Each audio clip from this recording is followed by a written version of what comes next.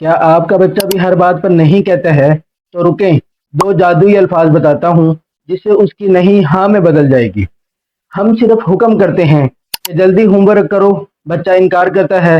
جلدی کپڑے پہنو، بچہ انکار کرتا ہے۔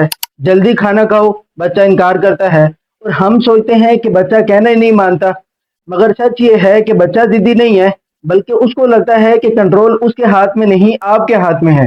جب ہم کنٹرول اسے دیں گے تو ضد خود بخود ختم ہو جائے گی۔ جو بچہ آج ہر بات میں نہیں کہتا ہے، کل وہ اسکول میں بھی یہی کرے گا۔ استاد کی بات نہیں مانے گا، قوانین کا احترام نہیں کرے گا، زندگی میں کوئی ذمہ داری آئے گی تو بھاگ جائے گا۔ کیوں؟ کیونکہ آپ نے کبھی اس کو ہاں کہنا سکھایا ہی نہیں ہے۔ آپ نے اس کو ہمیشہ نہیں بولنا، نہیں سننا سکھایا ہے۔ نبی صلی اللہ علیہ وسلم بچوں سے ہمیشہ مشورہ کرتے تھے، انہیں اہمیت دیتے تھے، کبھی زبردستی نہیں کرتے تھے۔ بچے کو جب اہمیت ملتی ہے تو وہ خوشی سے ہر کام کرتا ہے، کیونکہ تربیت حکم سے نہیں، محبت اور مشاورت سے ہوتی ہے۔ ماہرین کہتے ہیں کہ بچے کو جب چوائس دی جائے تو بچے کو ایسا لگتا ہے کہ کنٹرول اس کے ہاتھ میں ہے۔ جب کنٹرول اس کے پاس ہے تو ضد کرنے کا کوئی بہانہ ہی نہیں رہتا۔ اگر آپ کا بچہ بھی ہر بات پر نہیں کہتا ہے تو آپ کو دو جادوئی الفاظ بتاتا ہوں۔